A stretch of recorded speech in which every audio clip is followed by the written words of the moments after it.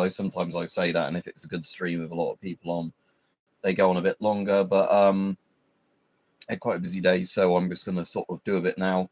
I'm obviously watching all the stuff that's breaking with Iran at the moment, and sort of what Trump's going to do. Sounds like Trump's going to get involved.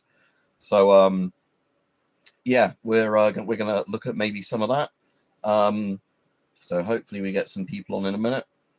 And yeah, I'm just going to put my phone on Do Not Disturb because it's just gone on the hour. So generally, like lots of things that you get notified for, sort of around the hours sort of time, I'm going to get notified for now. All right, Greyman. So what I did earlier is with my British Army compass that had discoloured and had the air bubble in, I've drained the liquid out of it. So what I'm going to do is in the next couple of days, once this is fully dried out on the inside, I'm going to re-inject it with compass fluid, which is just 99.9% alcohol.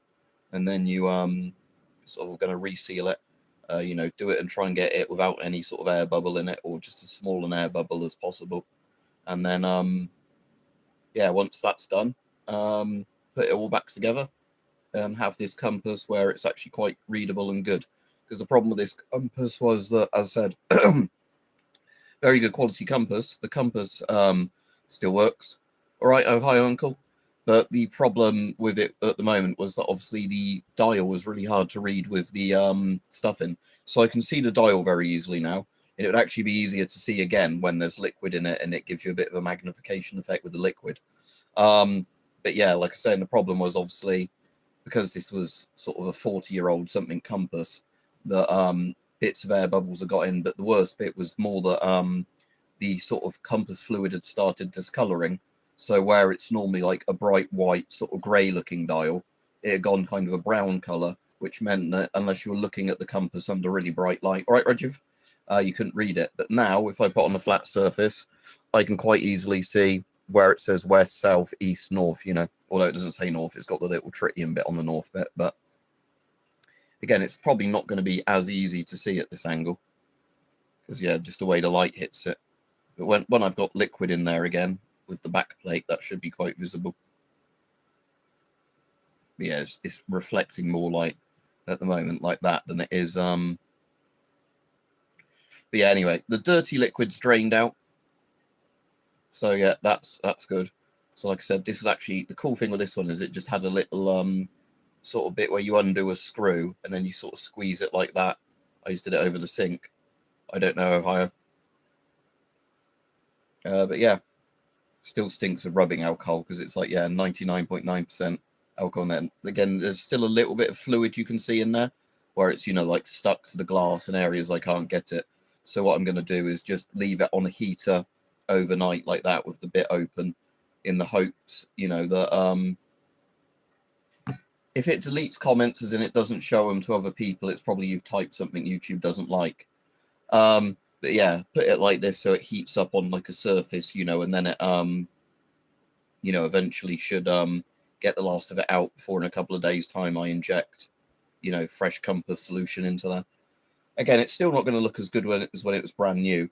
I think part of the problem is, and again, you could kind of deal with this yourself, but that's a bit too much effort for what I want to do. You could dismantle the, you know, take all the screws off, which I did.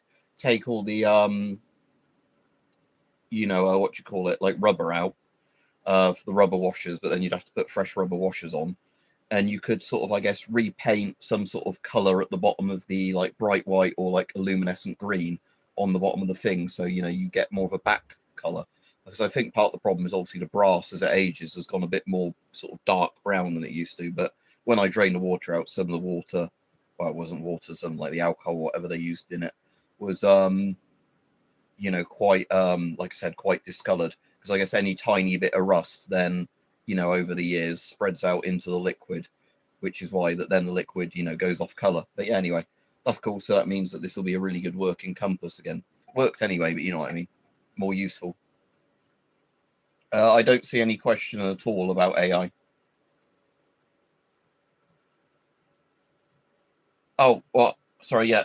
I saw that a hospital in China and Japan is completely run by AI. Haven't heard of that, but what does it diagnose people or what. I doubt it completely runs a hospital, but I can understand if they used AI to get a hospital to work a bit more efficiently. What I'm tempted to do, though, is before I put this all back together, is potentially take that little cover off again and paint some fresh... is that on? I'm trying to remember if that's on the cover or underneath the cover. I think that might be underneath the cover. But yeah, put some fresh sort of tritium, not necessarily tritium, but put some fresh sort of luminescent paint on there. But again, that's something I might do at a later date. But again, like with this, I'm quite pleased with this now because it's actually, like I said, once I get some fresh fluid in it, it will be a much more functional compass. Yeah, I've changed it to live chat. It had put it on top chat at the beginning. But yeah, for other people, live chat means you see more comments. Again, I wish you could have live chat as the default, not top chat. But yeah, so that's quite cool.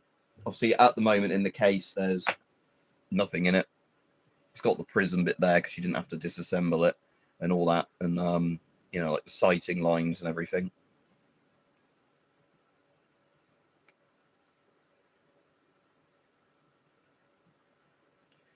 I trust an AI politician more than the real politician because they're probably less likely to abuse children and lie all the time. All right, right. Sorry, Rich.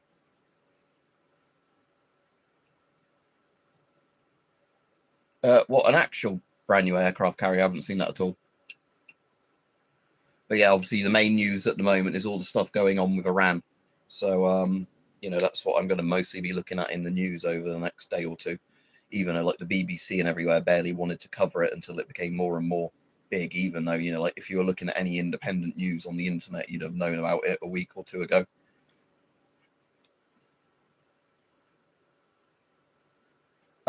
Grey man, because the liquid are completely discoloured in it, as I've been saying already on this stream.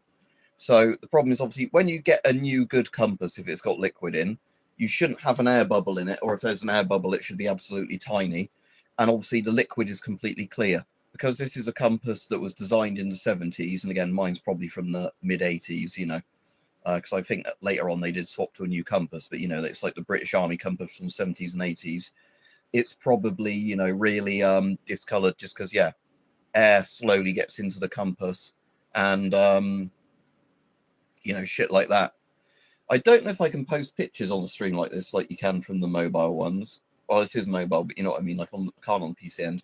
Because there was quite a funny picture I saw earlier where somebody said, "Hey Grok, how much would this RAM have cost if you and other AI services hadn't inflated the price of RAM?"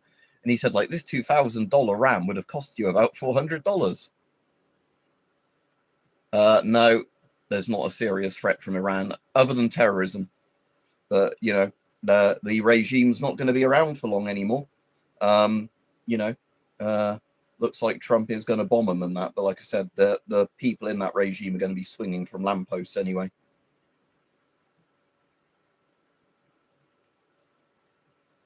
But yeah, so like I said, with that compass, it's a case that when they're brand new, they're really, really nice. But like I said, it's just one of those things. It's like doing an oil change in a car, basically. It's very similar to that.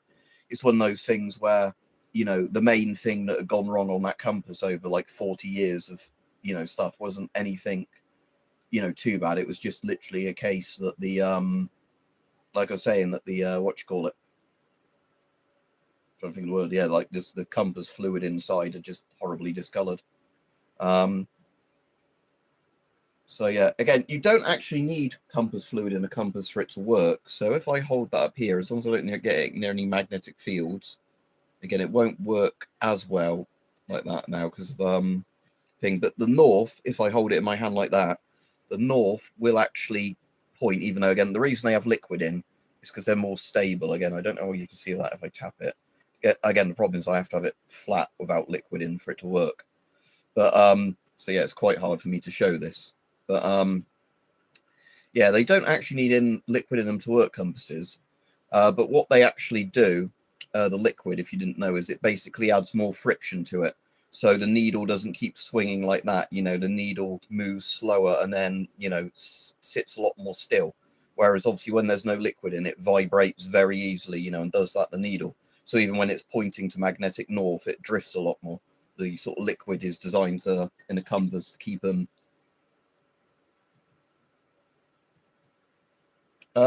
Artillery compasses for what? Again, what, like the tractor type ones, or ones for actually sighting? But again, I don't know how good they'd be for walking around with. I was having a look at artillery compasses now. Some of the artillery compasses that are coming up on Google Images aren't artillery compasses, they're just generic compasses.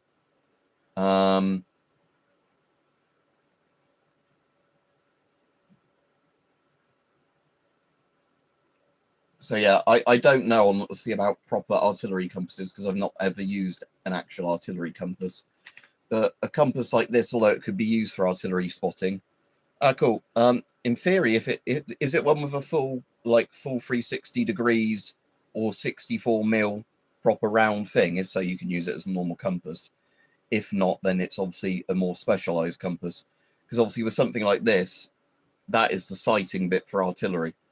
Although it's not directly sighting like one person. How it works is that, you know, you do the bit with the prism looking at the thing, you get the coordinates, well, not the coordinates, the gradient, whatever you call the proper word for it, you know, the degrees, the gradient, and then, you know, you have to triangulate that with other people. But yeah, that's how you'd figure it out. Yeah, or the ones for like escaping things where you'd have them sewn into a coat and that, like the emergency compasses. Again, they're pretty cool, but there's companies that make brand new survival compasses, but they're like £100 for a little thumb-sized compass. It's a complete rip-off. Because again, like some of the best modern compasses you can buy, even though sadly, you know, there's not as many good companies that make compasses as there used to be, you know, like lower quality control and all that with all the companies. It's still like, you're still like paying £40-50 for a really good compass with lots of functions on, whereas those are like £100 for a tiny little compass. So yeah, they're a cool thing, but sadly there's not a good market for them anymore. Yeah, oh, it's because interestingly, what those grey man, because like I was saying, you use it. I don't think, sadly, I've got the other one in my room.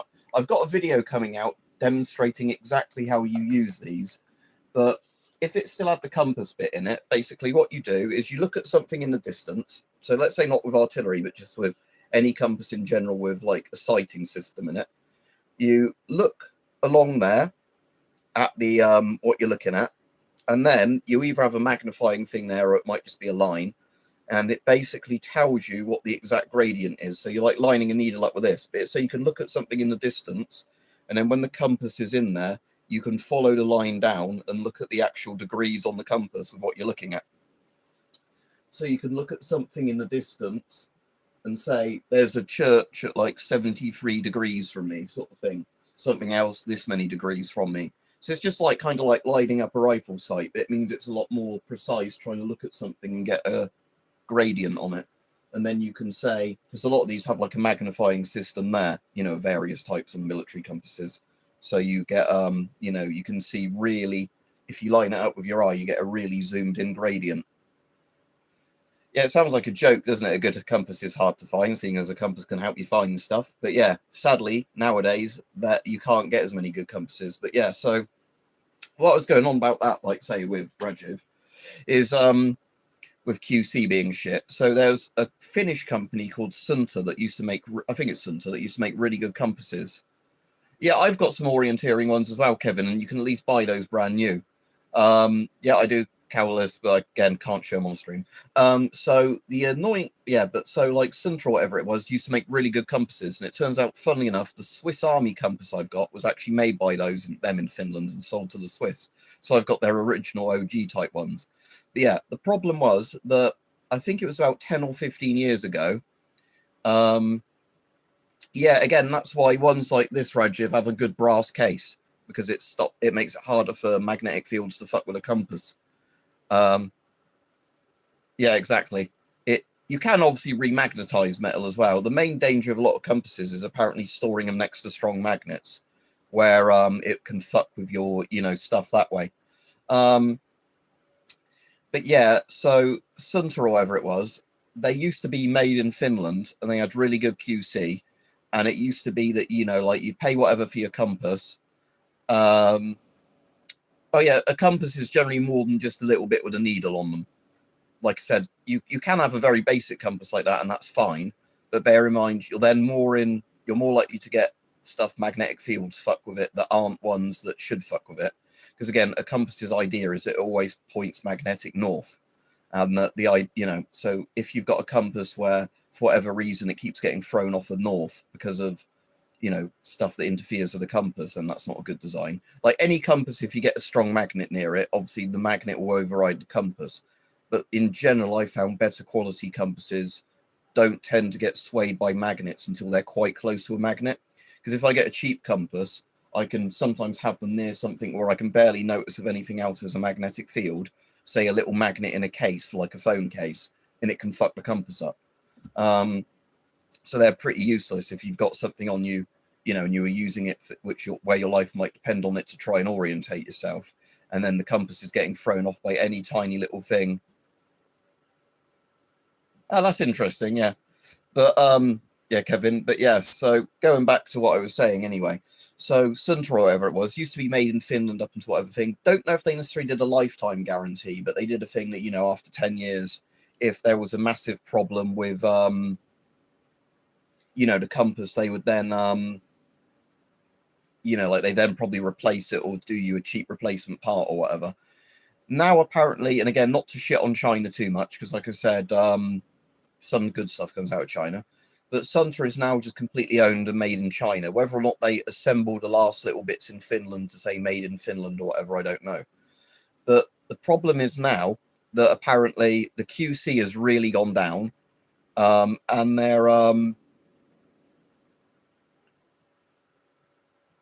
it's not going to be anything to do with it being attached to the watch. It's going to be the issue is having a compass near a watch or anything mechanical. It could get magnetized and fucked up.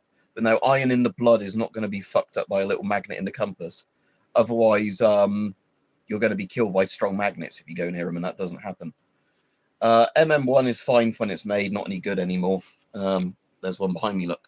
It's good for when it's made. It's pretty dried out and they're very hard to find now, so I can't really recommend them. I like them, they're cool, but they're not worth the money people charge for old sort of crusty dried out ones nowadays. So yeah, regarding what I was saying, that yeah, so it's a thing now where they have a lot more defects apparently of their factory things. They're much less likely to honor any sort of guarantee where they'll claim it's user error or something else. Where apparently, like people were saying, yeah, it was one of those things where if 20 years ago, you started having issues where your Sunta compass wasn't pointing north properly, or those sort of issues, or slight air bubbles developing in an otherwise intact case, they'd happily replace it for you. Now they're basically going, oh, user error. Yeah. So, because I was looking at some Sunta compasses and then didn't bother in the end, because once I learned, wow, I'm still paying premium prices, but now it's got shit QC. Why the hell am I going to do that?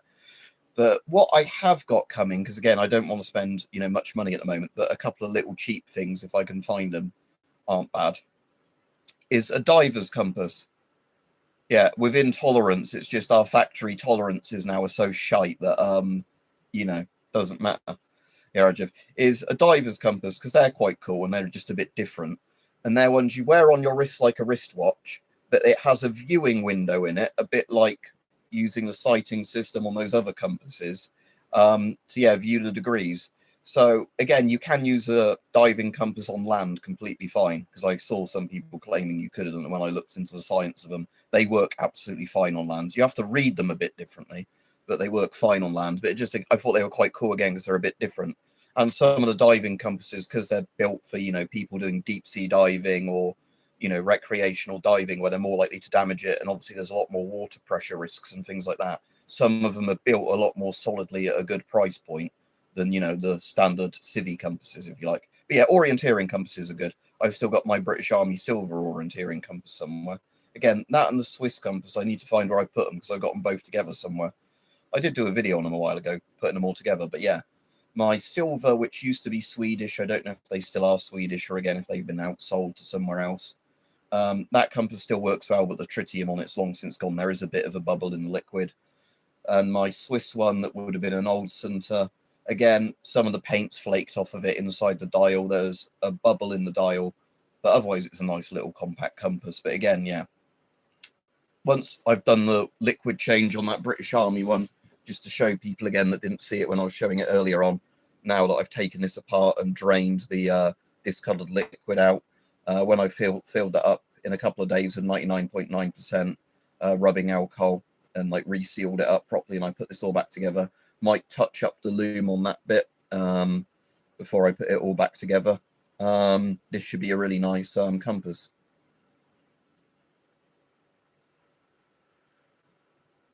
The little tiny button compasses I've heard most people don't recommend. Again, I'm not an expert on compasses. I do like them and the idea of having them as like a little survival item.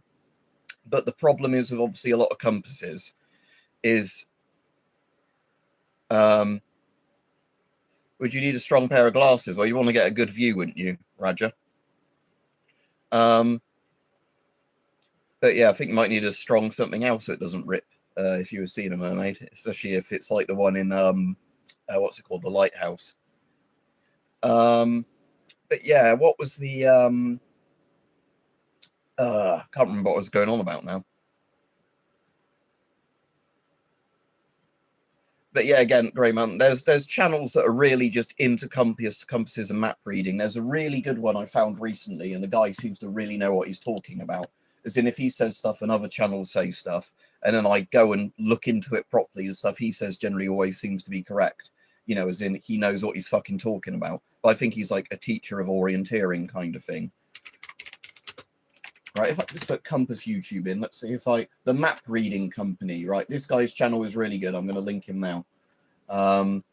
So it's just some British guy that I think does probably orienteering classes, group courses and private training, but he also does lots of videos on regular compasses and stuff like that. Some of his videos he rambles a bit. That's all right, Roger. But yeah, the problem, again, I didn't see this from his channel, but another channel was saying the compass in my smartphone is very good. But bear in mind, if you've got a magnetic case and all things like that on your phone, it can fuck up the compass. So there is that. Bear that in mind. Because some people have the problem that the compass non-stop doesn't work in their phone because they've got a magnetic, you know, like a magnetic snap close case or whatever on their phone.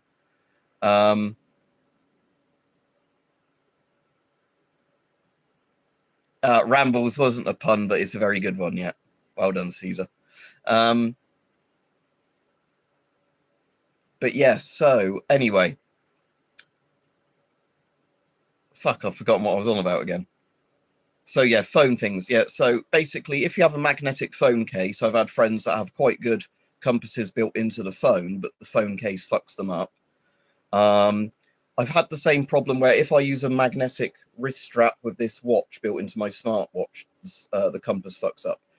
This compass I wouldn't rely on too much. It's generally good as in for about 30-degree angles. You know, it can break the things down well enough. But this watch, for example, so this little display I've got at the moment has the compass there, look, but it's one that very easily drifts with magnetic fields. If I open the actual proper compass up that's built into the phone, and then sometimes it asks you to recalibrate, sometimes it doesn't, but there we go. This one, let's see if it's currently accurate. So if it's accurate, it should have east roughly being in that direction, east that way, north that way. No, it's not at the moment. Sometimes it will let you do the reconfig thing for it. So what I'm just going to do is see if I restart this watch, confirm power off, and just turn it off and on. I'll restart it and do the calibration thing. But yeah, I wouldn't really rely on this. It's okay sometimes if you're checking it against another compass to see how much they're out. But this one was totally out if you used it with a magnetic strap. Other times it's sometimes fairly good. Other times it just seems to randomly drift off. Magnets definitely have stuff to do with messing compasses up because of how a compass works. If you don't know, we're on about compasses. So if you have a magnetic watch strap and you're using a smartwatch with an inbuilt compass, that will fuck the compass up because it won't know where magnetic north is. Again, we're on about proper compasses, not stuff that rely on apps to say, you know, you are facing north because the app says you're facing north because of a Wi-Fi signal, you know, or using GPS. Again, an actual compass has to rely on magnetic fields. That's literally how they work. I don't think you can get a compass that doesn't rely on magnets. Because, you know, if you want something that points magnetic north, you need a magnet. Magnoferric compasses. Let's have a look what that is. But saying this one, I know for certain fucks up if you get a magnetic wrist strap near it. Well, that's, yeah, it says that's for precise things like GPS. It's not going to be on a cheap smartwatch, is it? This is literally, again, you might get a GPS or phone that uses really, really good fucking stuff like that. Mine doesn't. Mine is a basic magnet. Magnets do mess this up. Look, let me show you. I will show you in a second when I power it back on, and I'll do the recalibration thing, right? I'll find something magnetic. I think, right, so it wants me to recalibrate it. So let's just do that a second.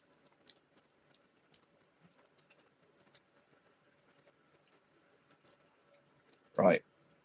So now let's go back to the big compass display.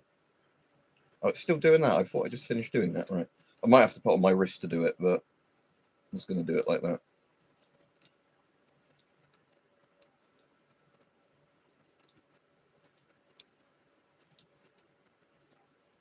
Right, there we go. So that compass is there, right? So what I'm going to do now, I'm going to try and hold it as still as possible, but I'm going to get my screwdriver because my screwdriver is magnetized, and I know that for certain because screws stick to it, and it fucks with, it was fucking with my other compass when I was putting it together. So, right. Oh, it's, fuck's sake, why is it constantly doing this? Can't demonstrate it in a minute then if it keeps doing this. Yeah, neodymiums are really cool and strong, but if you get two neodymiums and slam them into each other, it will crack the thing. Right, let's hope this time it doesn't fuck the compass up, me doing it. Right, so if I bring that near there, see it moving? Oh, and it's gone back to recalibration, but yeah, magnetic screwdriver fucks with these. So unless you've got a high-end one, like I was saying, they just rely on magnets. It's still a magnetic system. So, yeah. So like I said, I know that because when I had a magnetic strap on this, it would move depending on where you had your wrist strap bit on the, you know, so if you hide the magnet up there, the compass would always point there. If it was underneath, the north point would always be where the strap was. And again, like I said, the one on my phone, I haven't actually, again, I can't do it because I'm on stream. The one on my phone, I don't know if it works on a magnet, but again, I've had friends with those that have had magnetic cases where they bitched about them not working. I said, have you got a magnetic case on your phone with, like, you know, a little magnet seal? They said, yes. They took them out the case, redid the calibration, and then they were, you know, spot on. But yeah, just like I was saying, with a compass like this, look, if I get the screwdriver back out.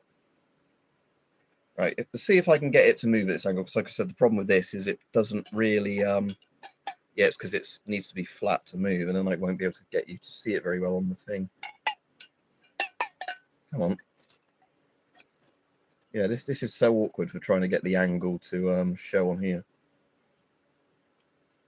But see, that's moving around my screw. Maybe you can see the bit of tritium. And again, it's so I can pull it around that way. Look, oh look, I'm Uri Geller, look, because I can fuck with a compass with it. Woo! But yeah, again, it's one of those things that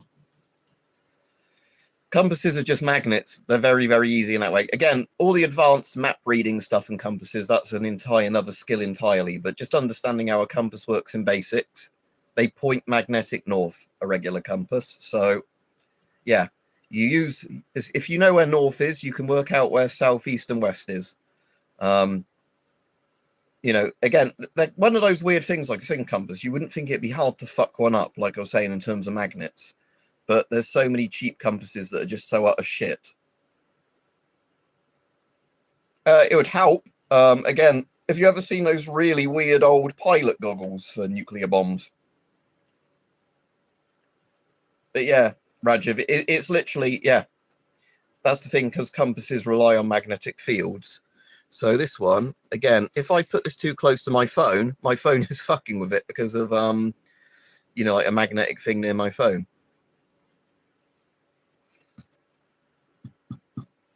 Like I said, this room is really bad for demonstrating compasses anyway, because there's so many things that seem to have magnets in this room that, you know, just absolutely fuck with electronics. Like not modern electronics, but, you know, anything that's quite sensitive like that, or something that, you know, is a bit EMF-y. There's a lot of stuff in this room that just messes with it. I don't think... Oh, that's a good one. Right. Electromagnetic pulse. I suppose it probably could.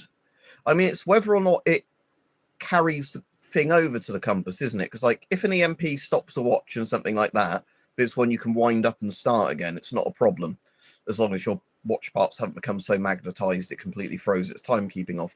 But yeah, it's whether or not it puts the magnetic charge into the compass.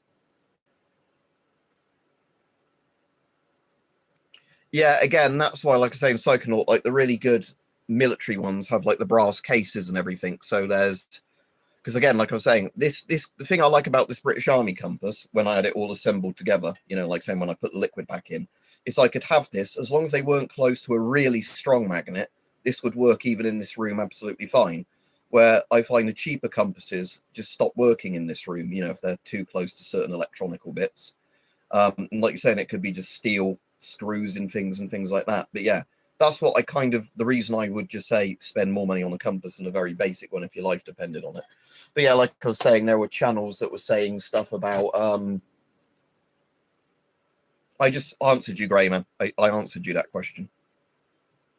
It wouldn't, again, the EMP, because they're not electric powered on things, the EMP isn't going to stop a compass working in that way. But whether the magnetic part of it causes the compass's like inbuilt polarity to fuck up, I don't know. They were Ohio, not anymore. Sadly, like all these things, I don't know if there's any British companies that still fucking make compasses and things like that.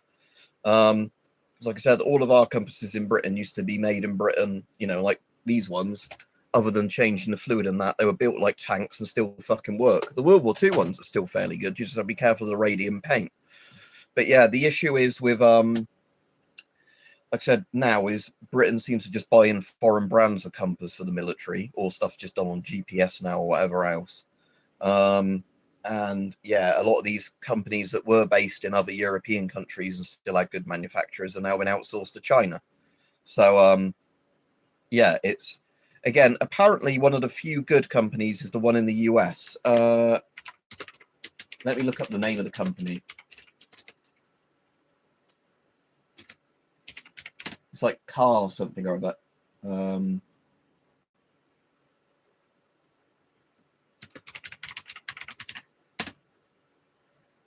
Kamenga, something like this.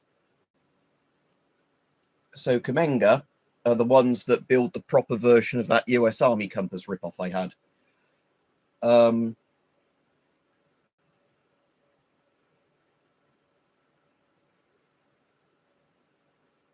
Oh, they actually still they still make them in the USA. That's pretty cool. And they do sell them to the UK, right? After payday, I might buy a proper Kamenga one. So hang on. Again, I don't think they're going to be built as good as they were back in the day. But like I said, out of the modern brands, that's still the one I like. So yeah, phosphorus and paint for lightless visibility instead of self-luminescent tritium. Do they do a tritium variant like this that they sell to civilians, though? Oh, they do, and it's only 83 quid. Okay, right, I'm bookmarking this. And then after payday, I am going to buy a fucking, you know, because they still apparently make them in the USA. And this is the first time I found anywhere that sells them directly to Britain without all the stupid taxes on there, as far as I can tell. Yeah, they still do the proper, yeah, Kamenga ones, whatever. Kamenga, I think it's pronounced. Yeah, so this is the tritium one. That means if you buy this and it's only about a year old, you should get about 10 years. Yeah, because it says providing continuous illumination for 12 years. So assuming even if it's one that was made a year or so ago with a tritium and has been sat in storage, it still should be a fucking pretty good thing for 10 years. And again, after the first half-life of tritium, it's still got a bit of glow. It's just tritium after a couple of half-lives is useless. Uses a copper induction dampening ring that slows, settles, and steadies the compass needle.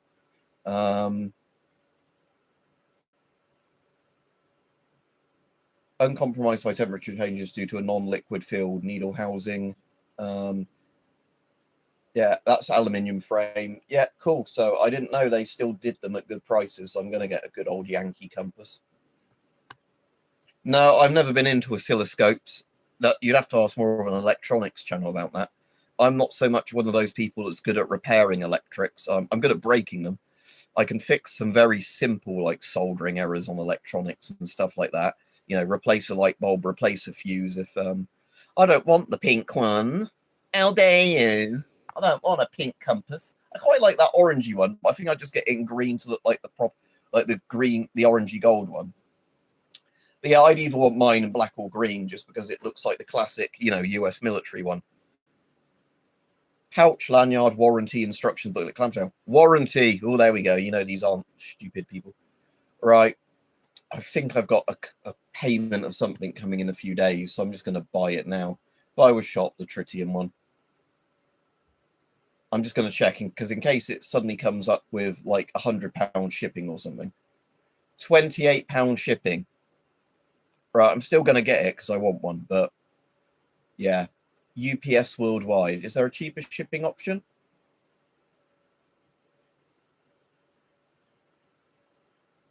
I don't know.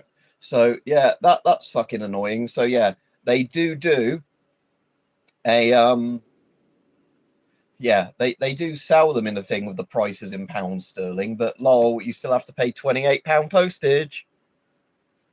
So yeah. Anyway, I've ordered a Kamenga now. There we go. So that will be the last bit of money I fucking spend this month on anything like that, because yeah, like I said, I can't afford now. I'm not working 20-30 hours a week to get stuff like that.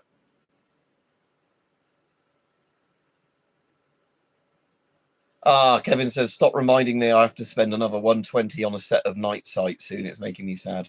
Sorry, but yeah, it's stuff like that. You kind of sometimes think you need to do it.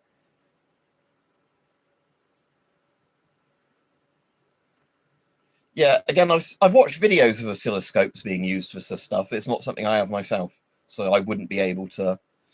But yeah, I'm hoping though I don't get fucked over with tax on that. I hope I don't get it, and then after coughing up my, you know, 100-something pounds, it's you owe me $100 dues and tariffs for my big beautiful compass. It's not my fault that the UPS dropped it 10 times and dented and broke your compass. You gotta pay me the tariffs. So I'm hoping there's not any bollocks like that at the end of all this. Too late now, I've already bought it. But maybe if I do a review of it and talk about it properly and their PR people see it, they might send me some other compasses and shit they make for stuff like that. But yeah, Big Compass can buy me out. I will shill for Big Compass. If Big Compass sends me the compasses, I'll shill for Big Compass. Nobody makes compass like them. Don't know why I'm calling Kamenga Big Compass, but you know, it's because they're a famous US brand that's been around for a while. But yeah, I'm hoping it's still good US quality, not Juan from over the border has put it together in a sweatshop and it doesn't work properly. So Kamenga will be on watch for this. If it is absolutely shit and doesn't work any better than my call it. If it doesn't work any better than my £10 National Geographic rip-off of that one, they're going to get a bad review. But it would be good doing a side-by-side of it. You know, the cheapo copies of their compasses, like the Chinese rip-offs of them, compared to the real Kamenga deal. But yeah. So we'll see when it comes. But yeah. But yes, compasses are one of those things where you wouldn't think there'd be that much to them, would you? I never thought that until I started getting a bit more into them with other bits of milsurp. But yeah, you quickly realize how, like, you know, some designs mean, you know, like how sturdy they are, you know, little things that might fuck them up.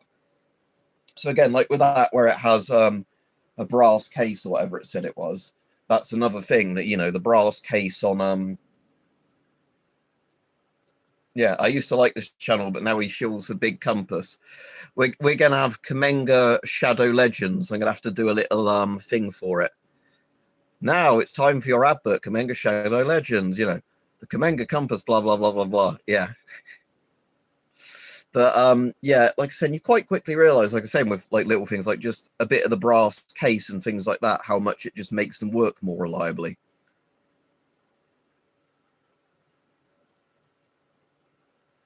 Yeah, I've got a load of multimeters, but I've only got inductive T-cake, the boring kind. You know, the ones where you put the probes on something, you put the dial to resistance or voltage or whatever, and you get a little reading.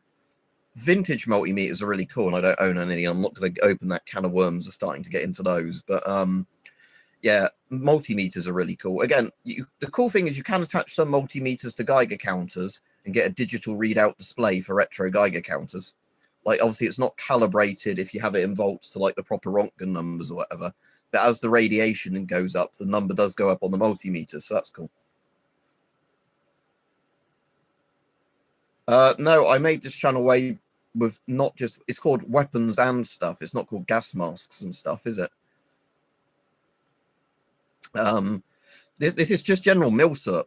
Like this jacket I've got on, like, oh, sexy, I've got no shirt on under it as usual, but because it's hot. No, it's hot in here, but it's not cold. But yeah, these are pretty good. These the Kraut versions of a Vatnik, and it's got a huge pocket on this. I like. So this is the basically, like, I've got the version of this coming as well. That's like a one-piece suit, but the German thermal underclothing stuff that, you know, is designed that you can have a t-shirt on this, and then you'd have a winter coat on. And yeah, these are pretty good because it's like that Czech Vatnik. It's just because it's German, it's a bit better. You know, it's zip up rather than Velcro up, with Velcro that unpeels. Really nice big zip up pocket there where your breast thing would be, where you'd reach in with your hand through certain jackets. So yeah, these are pretty cool. But I like the German design philosophy where they didn't put any attachment points on these for attaching them to you know, various coats. They just design these as a thing where they work with basically every coat. Yeah, big Kamenga. I've got some canteens, but I've never really done videos on them. When I next get round to finding the canteens, when I'm cleaning through some stuff, Psychonaut, I'll do videos on them. But recently I've got more into the what you call them, camelbacks. Especially, I've done videos on this. You can get the CBRN camelbacks that you can connect to the gas mask directly, which is a lot better than canteens. But again, I have got a few military canteens and like civilian canteens, but to me, that I find most canteens are as good as each other when you get to a certain point. Like, I don't like the US military ones that have the weird plasticky smell, and some of the British Army ones have that exact same problem. And yeah, it's just a case of the canteens, as they're fine, but they're like little water carriers that go in a pouch, and I find the camelbacks are just way more useful. They're not banning slingshots. They've not done anything new about air rifles in ages, and there's not been any knife bans in ages. Ah, cool. Let me see if I SAIC, SAIC.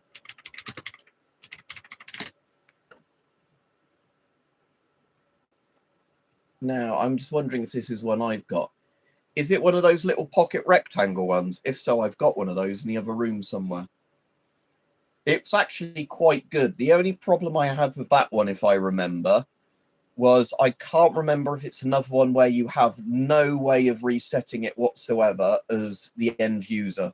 As in that, you know, because the problem with some of those nuclear industry dosimeters, they're really fucking good, and I've got a few different models by different companies, but quite a few of them, there is no way of resetting the dose unless you have all of their software and like connecting cables and everything, because the idea is that the people who get exposed to radiation in a power plant or something can't then lie about their dose to keep working or whatever like that, or, you know, other people can't tamper with their dose. It's that kind of thing.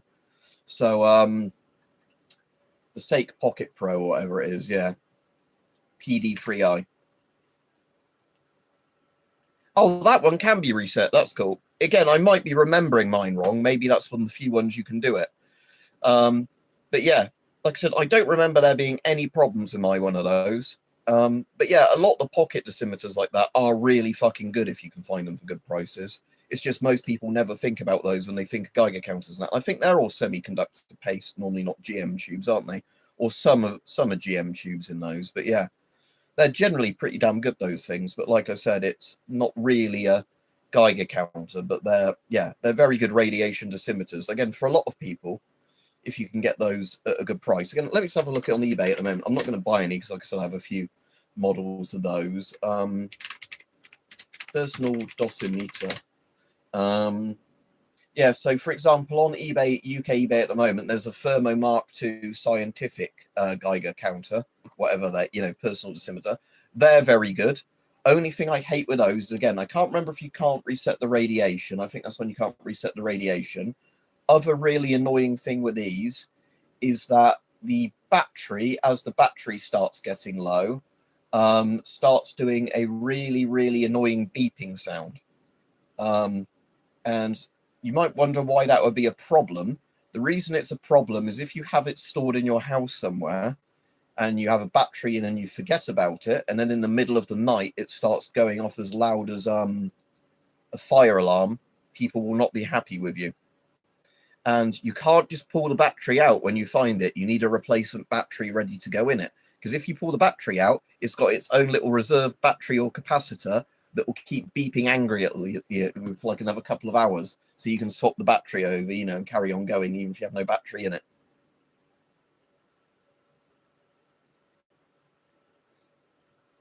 All right, Snoz. Yeah, so again, if you're into oscilloscopes, you can answer that for the guy asking about oscilloscopes. Yeah, Kevin, exactly. Another reason with any of the surplus ones I've got, all of mine surplus ones have weird fucking smells in. I don't think I want to use. But like I said, there was a brand new Chinese one Hype sent me, and it was going to be really good for videos because it was one that had a little thermostat on it to tell you how hot or cold the water was, because it was one that you could put hot water in as well. I don't think you're meant to boil water in it, but it was like a PLA one that, you could, like put boiling water in. It was meant to keep, boiling water hot for, like dozens of hours, like a flask, or cold water cold for hours. And the canteen works absolutely fine. It was unissued, so that's great.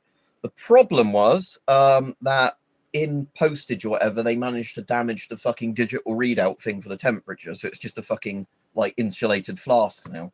But otherwise, that seemed really cool. Yeah, exactly. Sometimes inductive TK, you can get those really cheap, can't you? A lot of the things like in that style of dosimeters, I'm not paid more than £50-60 for. Like I said, some of those are genuinely really good in terms of how big the radiation ranges are on everything of those. But yeah, but like I said with those, just the problem with some of them is that you can't reset your own dose with them. Unlike, a lot of commercial Geiger counters you can buy. Like even ones like this that fire departments and that use in the US, there's still a couple of button combinations you can put down to completely reset them. Because they know that, like different people might be issued them on a different day and they'll need to reset the dose. Where those nuclear industry ones, because it's always meant to be the same people wearing them each day, and then having their data recorded, you can't fucking reset them yourself on a lot of them. And that's why they're a bit of an annoying thing, because you'll have to remember what your dose was, if you're putting it on and it's a secondhand one that already has a dose on it, of what you're doing. But in terms of their real-time readouts, they're very good. A lot of them don't do as many decimal places as a lot of commercial Geigers, but the advantage is that they've got a much wider radiation range, because they're more meant to tell you just the rough amount of radiation you're exposing, but, being exposed to.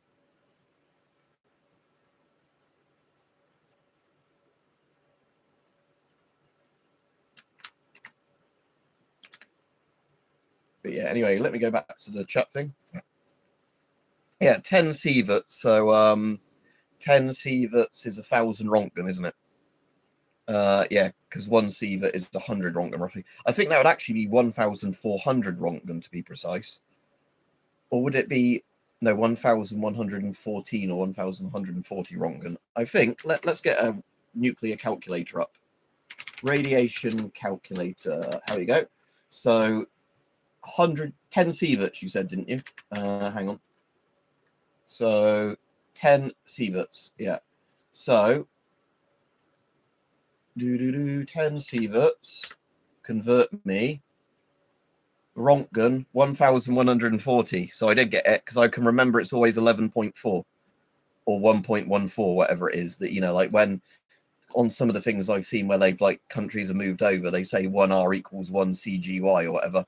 No, they don't. It's very close, but not quite there. Yeah. So yeah, 1,140 Rontgen, your new thing goes up to.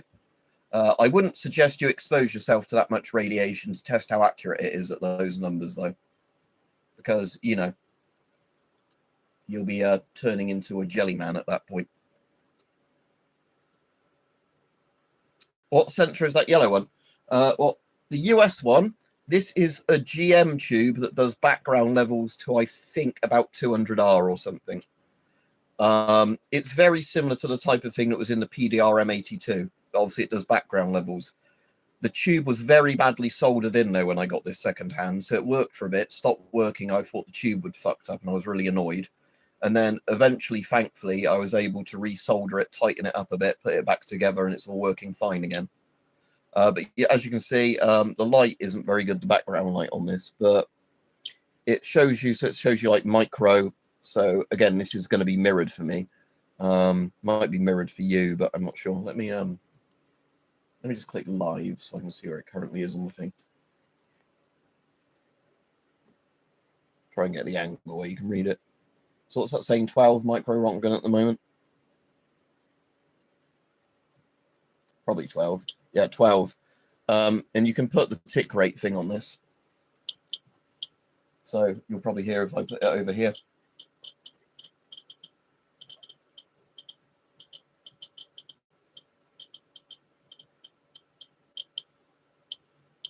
But yeah, so works very well. But like I said, it was just a case of mine that there was a dodgy bit of soldering on them. But these are annoyingly hard to get in the UK, sadly, because it's a case, again, that these are very good common models in the US. The US Army uses the green Radiac version of these.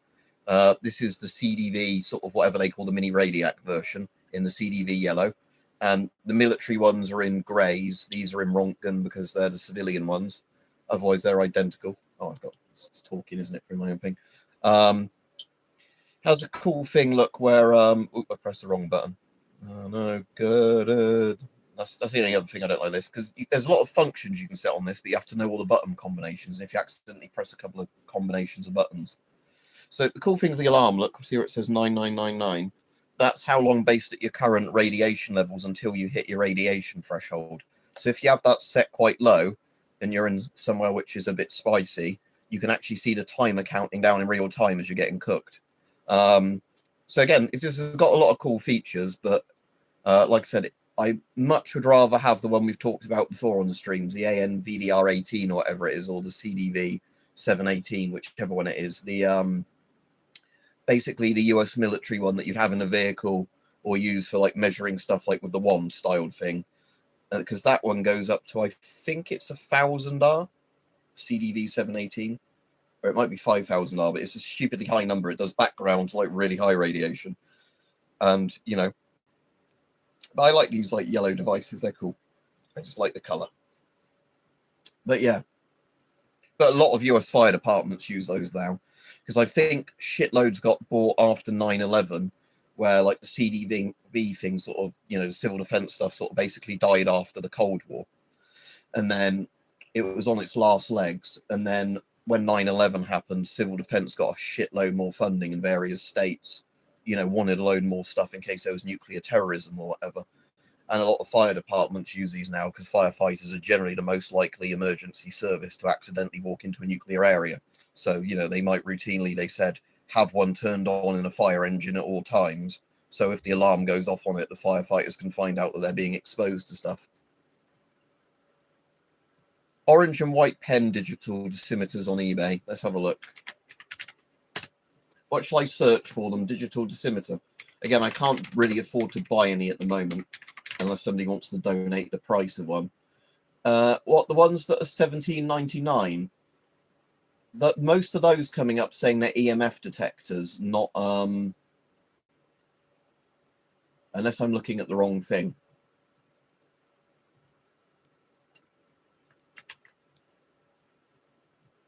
Pen Geiger, right, thank you. I might have already reviewed something quite similar to it, but let's have a look. I don't know if I've reviewed that exact model, but I bet it will be very similar to this thing. And no, this isn't a radio code. This thing is awful compared to the radio code. I've done a video on this. Let's have a look at a listing for one. Again, like I said, I'm not going to buy one now, but I just wonder if it's different enough from anything else I've got. So it charges via a little USB-C slot in the base of it. Looks pretty convenient. X, Y, and B. So, yeah, you wouldn't expect it to do alpha for that price. Manual in Chinese. That's useful. Does it say what the radiation ranges are for it?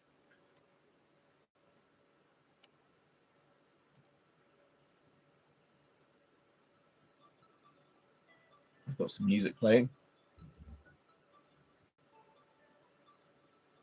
Something, it's gone to 391, 400 microsievert. I mean, so it looks like it's fairly responsive. It does less than 0.1 microsieverts an hour, which is pretty cool.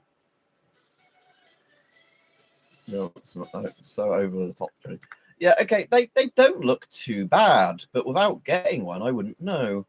I'm assuming it's probably just going to have one of the basic Chinese glass GM tubes partway down the back a bit like this one. I wonder with this one, actually, how you open it up, but they've probably like plastic molded it together, haven't they, once they finish making it in the factory? Because otherwise I was going to say we could have a look inside this one. But they're, yeah, they're not, they don't look like they're amazing, but for the price, they might be all right if you just wanted something to personally warn you if you've gone from background radiation to higher. Yeah, give me a shout, Oliver, once you've tested it and tell me what you think.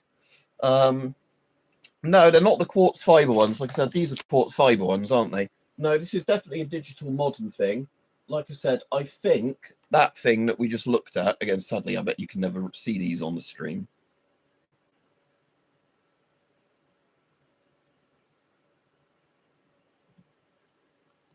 Yeah, these are really fucking hard to show on things. Yeah, I think how that one works is it's just going to be very, very similar to this thing. Just, you know, laid out a bit different. Looks like a bit of a better display on it. But yeah, if it actually has a decent battery, because this one of the main reasons I wouldn't recommend this one is the battery dies when you're not using it. So even when it's turned off, as soon as it's fully charged, whether it's turned on or turned off, the battery is wearing down. It just wears down faster when it's turned on. So I definitely wouldn't recommend this one, even if it does some of the other bits all right. But yeah, that other type of one, it looked from the video like its response time wasn't too bad. Again, it might cap out at 1 millisievert, say, but even if it caps out at 1 millisievert and then just keeps saying it's greater than 1 millisievert of radiation you're being exposed to an hour, that's still quite a good counter in the sense that for your average person, they'd know if they're being exposed to dangerous levels of radiation and you would know to get the fuck out kind of thing.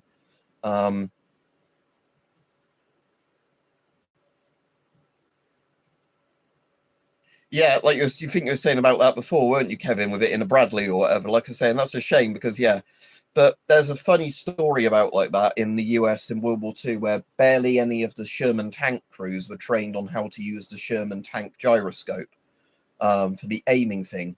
And I think the one division that was trained to use it properly had like some of the best kill-death ratios of their Shermans out of the, you know, any of the US armored divisions in World War II. But lots of tank crewmen were just not trained on how to use the gyroscopic like stabilizer thing or whatever it was at all. So you had this sort of thing that, you know, like they put a feature on every tank that would have increased the crew survivability and things of every tank. But because most crews weren't trained how to use it, they didn't fucking use it or, you know, thought it was something that got in the way. But yeah, thankfully, as far as we're aware, though, Kevin, it didn't matter, did it? Because nobody in the US had dirty bombs or regular nukes dropped on them in that period. But yeah, it does seem strange that you'd have a really nice piece of kit like that in every vehicle and nobody's trained how to use it, especially because it's a very easy to understand digital readout on that one. And if you have the preset alarm thresholds, you could probably just have it running and then, you know, if alarm goes off, you know, call for help or something. What's the best Geiger counter I own? Geiger counter or full-on radiation detector, Ohio Uncle, before I go off? Geiger counter, maybe this one, in all honesty.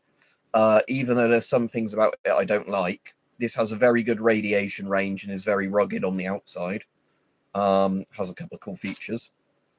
In terms of, but again, it's not good if you want alpha or beta radiation detected accurately. It's just good as a general, you know, background levels to your flux levels of gamma radiation. In terms of my most accurate best meter, that would be my Fluke, whatever number it is. Let me look up which model it is. Fluke ionization chamber.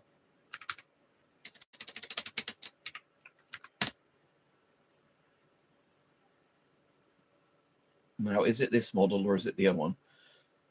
Yeah, I've got one of these, which I was said before is the most I've ever spent on a bit of surplus that wasn't a DIAC gun.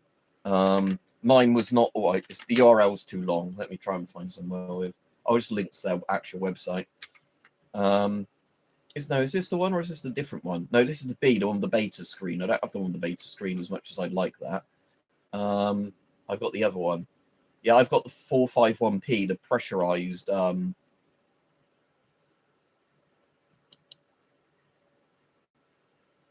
I get more info on it? Up. Learn more. Yeah, so this thing. This is my most. It's not technically a Geiger counter.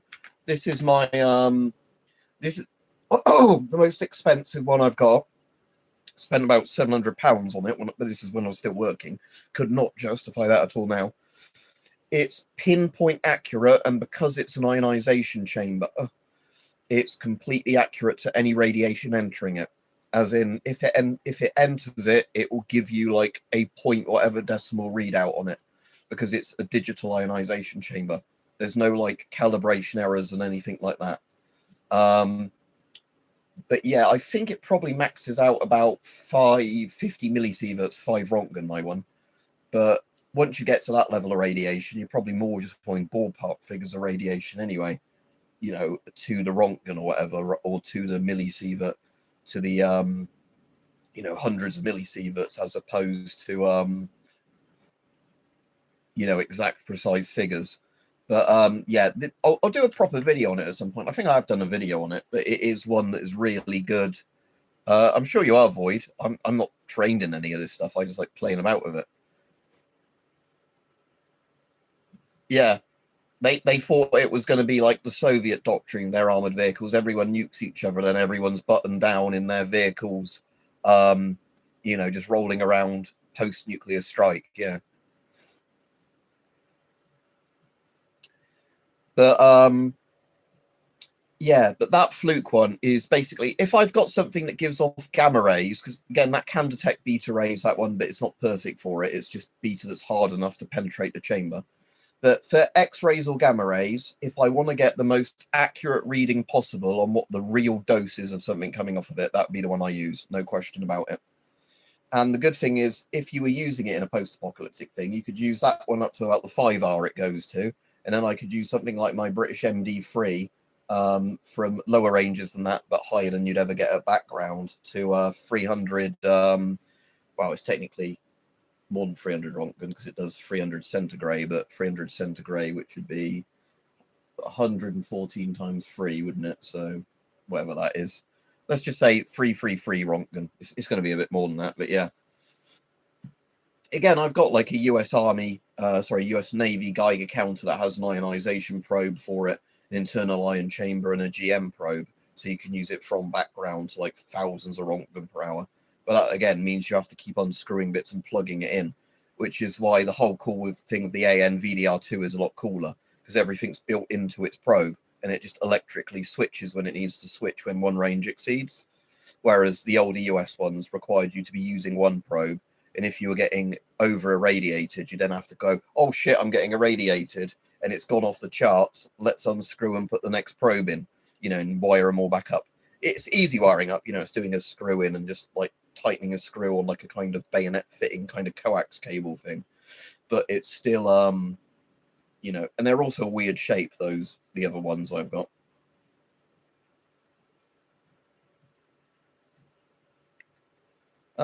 Yeah, maybe we'd all go to eating each other, I don't know. But again, in some places they get, you know, internet outages, sort of power cuts all the time, and they deal with it fine. But I imagine all the brain rot kids might go feral. So there you go. You could have a horror movie about that. you get a big EMP blast, and all the brain rot little kids can't play their Fortnite and Roblox, so they go on killing sprees where they just murder other people.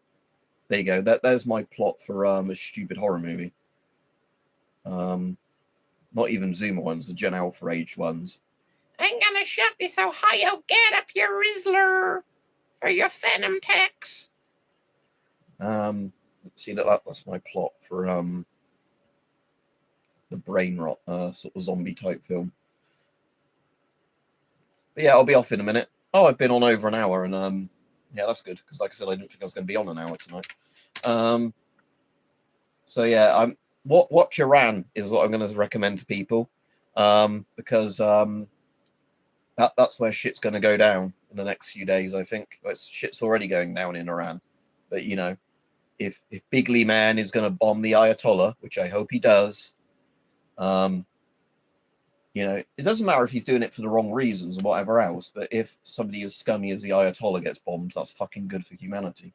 It's kind of like if you're a liberal and you'd be like, Trump's got a time machine and he's bombing Hitler, but I support Hitler now because I hate Trump so much. Yeah, the kids are playing Fortnite in real life.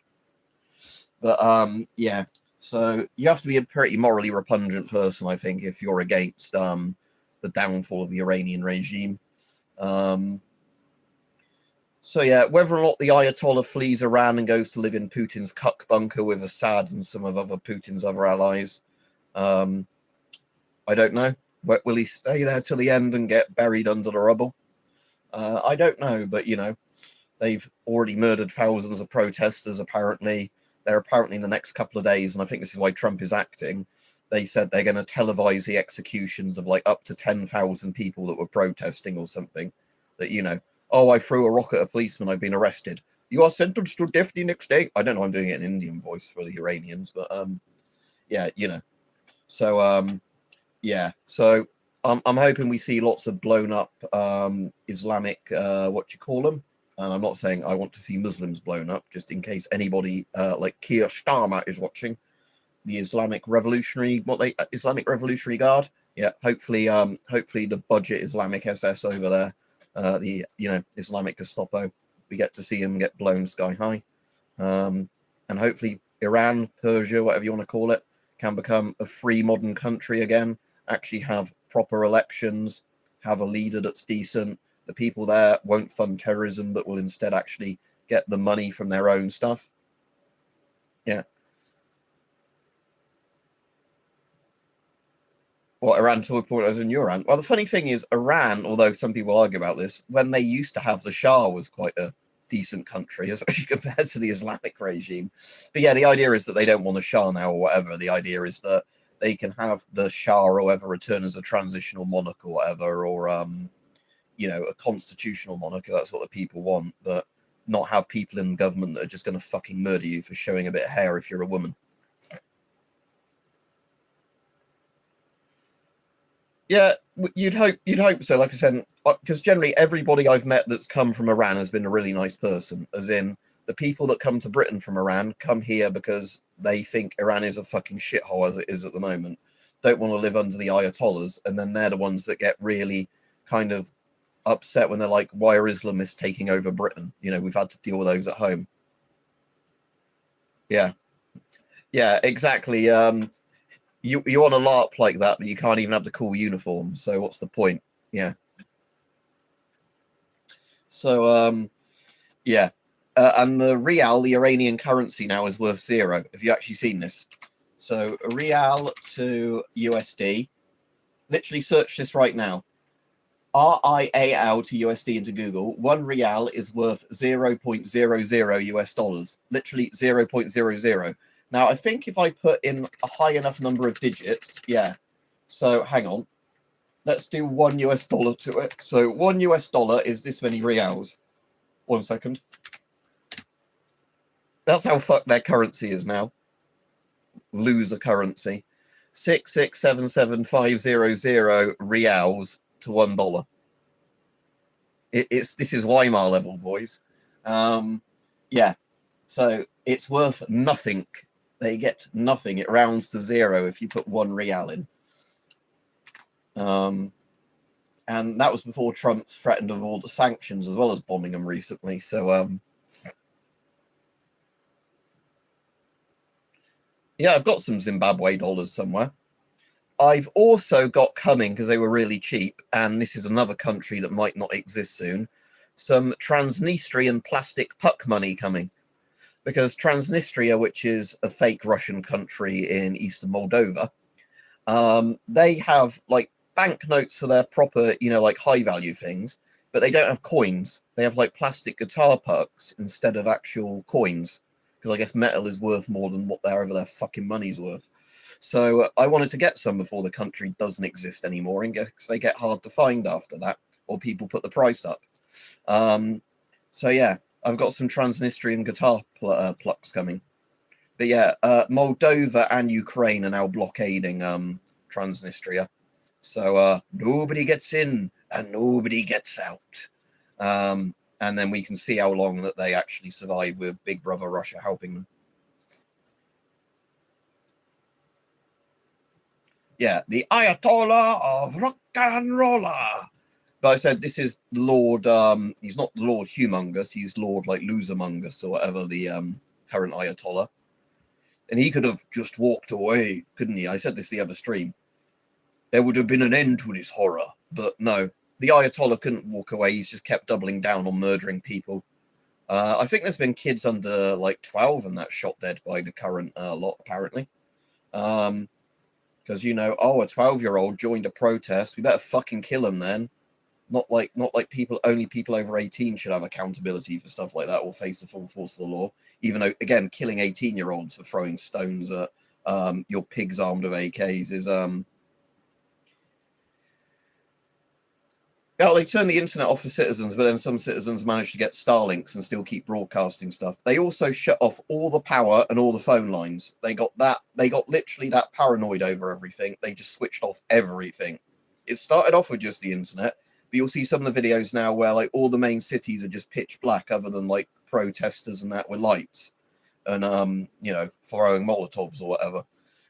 Because the government just literally went shut everything down, kill the power, kill everything.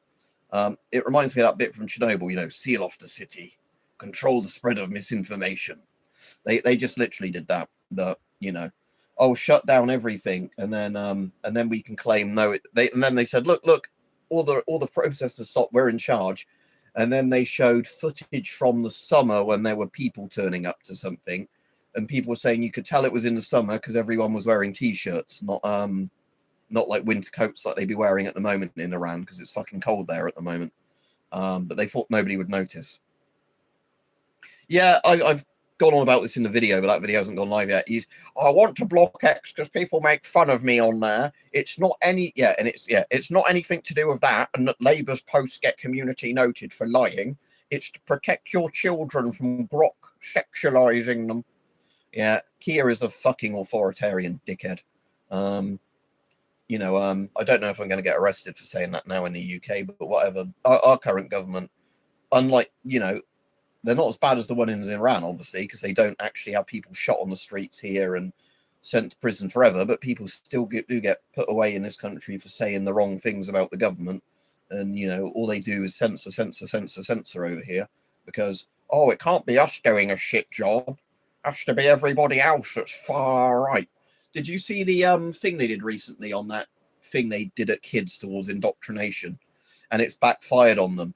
Because only if you get the good ending in their stupid game that was made using taxpayers' money, by doing all the far right stuff, you end up with a GF basically. You get a girlfriend, you get a far right girlfriend. So I thought personally, the bad ending looked the best in that game. And it was also one that was trying to imply in this game that even if you listened to these far-right ideas and didn't actually agree with them, you'd somehow get radicalized and then go to prison for the rest of your life. There's a funny Asmongold video on this, by the way. But yeah, a load of YouTubers have covered it, done like live streams this game. Maybe I should live stream this game and we can have a laugh at it. Should I do that tomorrow? If I get time to do a stream tomorrow, shall I? UK radicalization game. What's it called? Prevent video game. A state-funded computer game is warning teenagers that they risk being referred to counter-terrorism programs if they question mass migration. So where do I find a game to play it? And then I might stream it tomorrow. We'll do a Let's Play.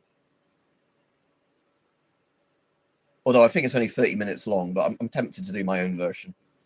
Play the full game here. Oh, they've got a link. Thank you, Telegraph.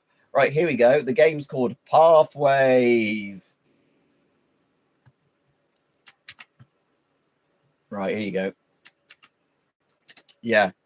Yeah, I sent the Asmongold video is very good on it. But yeah, I don't know what time I'll stream tomorrow. I'll try and stream in the evening. But yeah, I will bookmark this and we will play this shitty woke propaganda game tomorrow where I can be...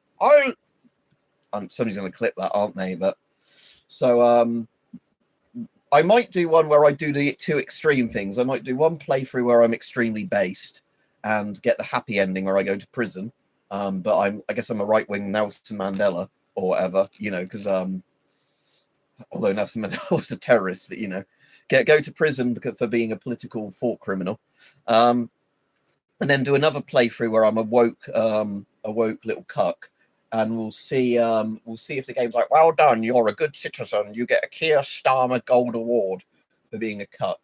But yeah, it's kind of backfired on them horribly, this game, because everybody else is just carrying on making fun of Britain because of this game. And yeah, the only outcome that gets you a girlfriend is the one if you're based. So yeah, I'll have to stream that tomorrow. It'll be a bit of a downgrading compared to gameplay, I think, in most of the games I normally play. But you know, it is the sort of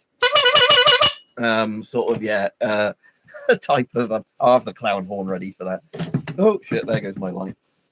Oh, I did that earlier. I did do that earlier. It was working fine with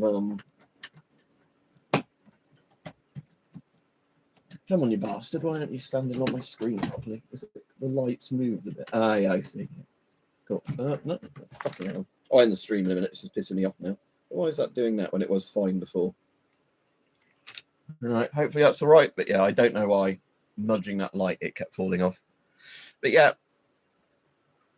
Right, I'll be on tomorrow then, but yeah, hopefully if nothing else comes up and I can't stream tomorrow, and we can play the radicalization game. Sadly, I don't have a fascist uniform to wear. I'm not going to bother getting one of these German ones out. I'll probably not do a webcam thing while I play it, although because it's such a boring game. Maybe I will. But yeah, anyway, so that will be tomorrow's stream definitely if it's not been taken down by the government because of cringe by then. We'll play the radicalization game. And we're all far right now. We're all far right now. Right, yeah. Anyway, so have a good evening, everyone. Videos uploaded as usual and all that. And we'll play the racism game. I hear you're a racist now, Liam. Should we all be racists too? Don't forget to like the stream on the way out, by the way. So yeah, see you all tomorrow. I won't keep rambling. Yeah, see you all tomorrow.